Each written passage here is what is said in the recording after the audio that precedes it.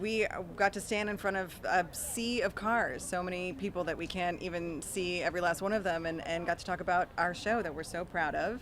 And we're delighted to show a few featurettes, and Paul and Lizzie did a recorded bit, and Tiana as well, and the great Catherine Hahn was here, and it was fantastic.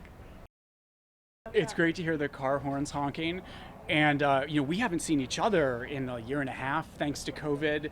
It's been really wonderful to have this reunion here tonight, and also to see folks see our work, because we put it out during the middle of this very strange time.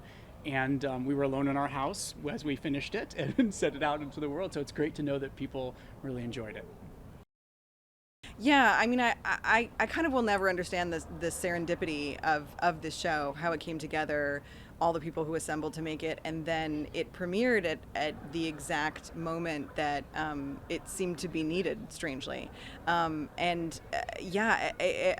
Matt said, we experienced the release of the show isolated, but I think we all felt a tremendous sense of community in the watch of it and in the enjoyment of it, and in the fact that it reflected what we had all been doing for the last year, which is, retreating into our entertainment for comfort and joy.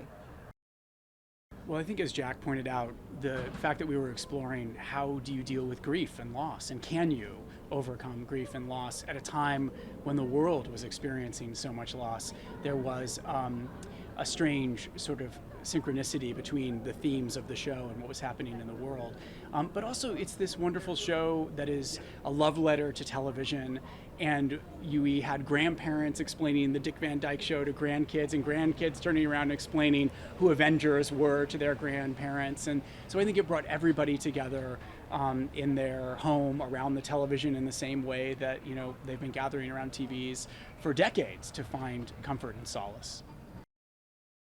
Absolutely. I mean, it was something that in the writer's room, we were like, do we dare hope that we can film in front of a live studio audience, like these shows had been done. And early on we were like, we're going to do them all like that. But we thought, how will there be enough NDAs in the world to make sure that we keep the secrets of Marvel locked safe? And then when Matt joined the project, it became a reality. He had the experience and the technical know-how to make it happen, and of course his enormous prestigious career in theater was this huge asset for us, and it came together, and Kevin Feige was on board. Everybody worked incredibly hard to make sure that it would stay in the family. It was actually a lot of friends and family in the audience, and it was a spectacular day. It was really, really electric, and I think you can see that on the screen.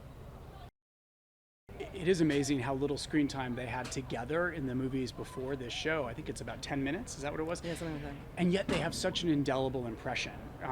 We believe in that love story. It's because of the writing and the characters, but also the amazing chemistry of Elizabeth Olsen and Paul Bettany as performers. And you really root for them. And I think the idea of building this 6-hour story around that relationship was really special, and exploring their romance. Because yes, it's about grief and loss, but the flip side of grief and loss is love, right? And so this is really a love story.